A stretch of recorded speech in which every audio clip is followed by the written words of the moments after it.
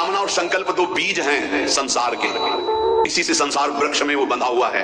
यद्यपि नहीं बंधा फिर भी बंधा है। कामना और संकल्प दो बात, इसी से कर्म होते हैं, इसी से उसको फल भोगना होता है। दो बातें, और ये दो बातें ज्ञान में या भक्ति में भस्म हो जाती हैं। कामना और संकल्प तो बीज ही नहीं पड़ता कर्म का, वो कर्म अकर्म हो जाता है, वो बांध नहीं पाता है। कामना और संकल्प रहित, कामना और संकल्प, ये खूब भजन करो, उसी से जाएंगे।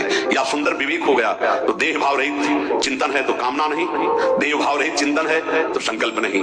क्रियाएं होंगी, क्रियाएं जैसे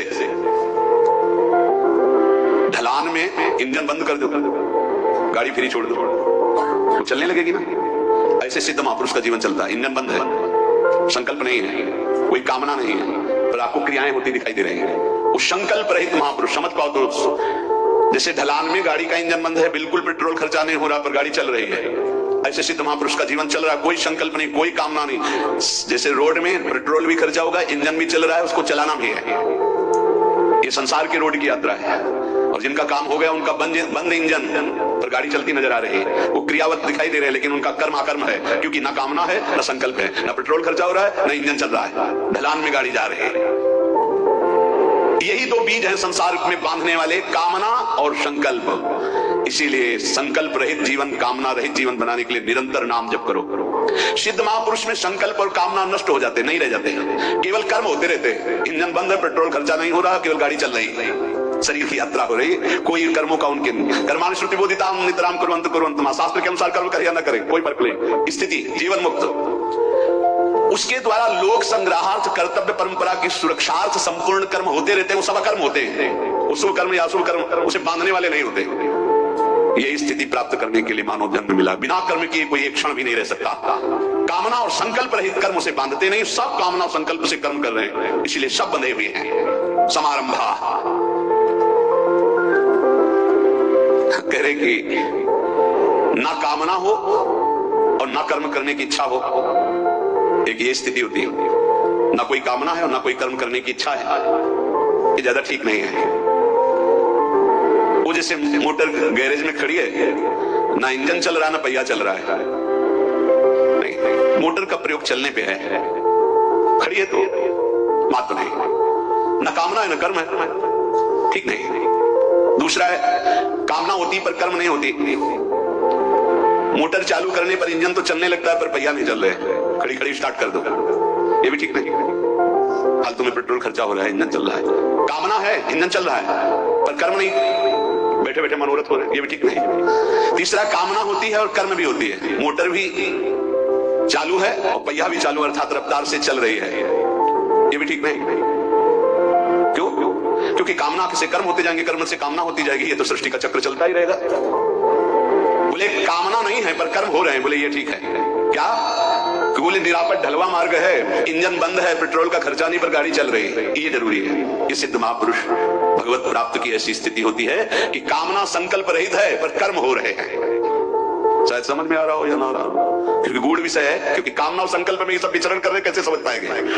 एक है जो कामना नहीं है और कर्म नहीं है, भगवान उनकी बड़ाई नहीं कर रहे हैं। गाड़ी का प्रयोग क्या है? गाड़ी का प्रयोग है यात्रा होनी चाहिए, गैरेज में खड़े खड़े खराब हो जाएगी। शरीर का प्रयोग क्या है? जगत मंगल होना चाहिए। एक है कामना होती पर कर्म नहीं, बैठे बैठे मनोरथ कर रहे हैं, कोई कर्म नहीं कर रहे, तो बोले ये भी ठीक नहीं। एक है कामना भी होती है और कर्म भी होती है, बोले ये भी ठीक नहीं, क्योंकि कामना से कर्म, कर्म से कामना, कामना से कर्म, ये बंधन बना रहेगा। बोले ठीक क्या है? बोले कामना और संकल्प ना हो और कर्म हो, ये इंजन भी ना चले, पेट्रोल भी खर्चा ना हो, गाड़ी चल रही है।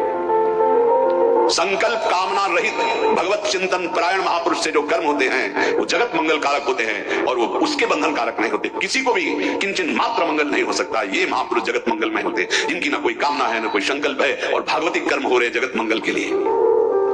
चौथी अवस्था ये उत्तम मानी गई है कि कामना संकल्प ना हो और कर्म हो। सबसे उत्तम उपासक वही है जो कोई संकल्प नहीं करता। बोले संकल्प ले लिया है, जा रहे हैं अमुक जगह, हम अनुष्ठान करेंगे, प्राण रहेंगे कि नहीं रहेंगे तुम्हें क्या पता। संकल्प किस बात का?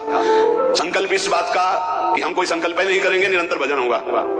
संकल्प केवल इस बात का कि हमारे अंदर कोई संकल्प ही विकल्प नहीं होगा। राधा राधा राधा, जब तक श्वास है तो राधा राधा चल रही है। उत्तम उपासक वही है जिसके कोई कामना और संकल्प नहीं और भागवतिक कर्म हो रहे हैं। ऐसी अवस्था को भगवान ने सिद्ध महापुरुष कहा है, ज्ञानी कहा है, उसे पंडित कहा है।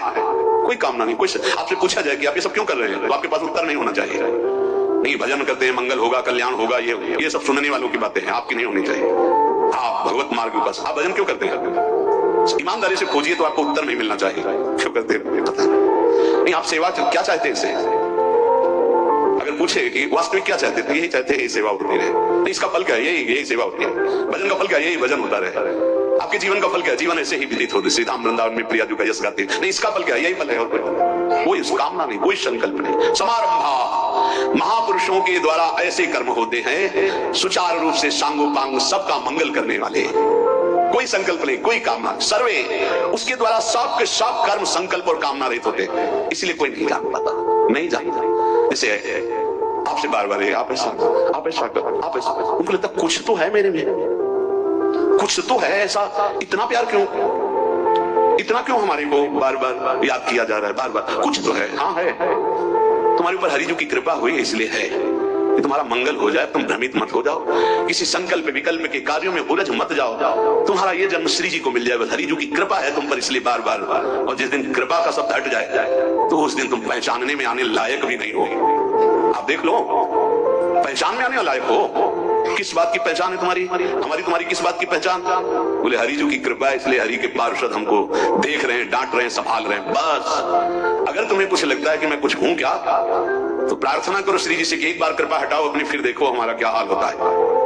फिर को तुम्हें कोई पूछे, कोई देखे, और भगवान ने अपनी कृपा से कोई इशारा किया कि साइड में आ जाओ, तो इंसान की भी सामर्थ्य नहीं रह गई जो अपने को भगवान बना। इंसान भी बनने की सामर्थ्य नहीं रह गई, वो चाहे हिरण्यकश्यप हो, चाहे रावण हो, या कोई भी बड़े से बड़ा हो, धूल धूसरित हो गए। इसलिए होश में, यदि संतों की कृपा हो रही है तो उसको ये मत समझो कि तुम कुछ हो, तुम रूपवान हो, गुणवान हो, धनवान हो, कुलवान हो, बुद्धिमान हो, या कुछ भी, कुछ नहीं हो तुम। सिर्फ तुम्हारे ऊपर हरि की कृपा है, इसलिए वो तुम्हें संभाल रहे हैं, बस।